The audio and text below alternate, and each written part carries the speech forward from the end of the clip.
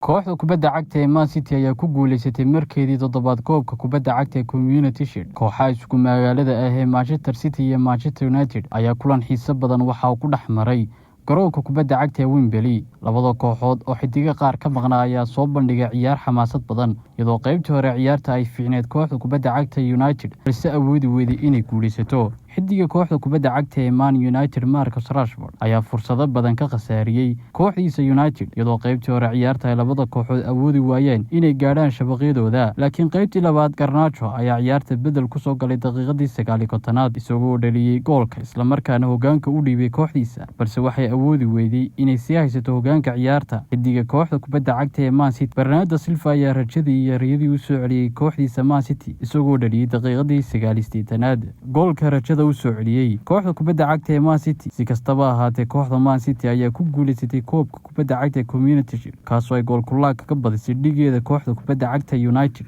Abukar Galiixi, wararka ciyaaraha Cable TV.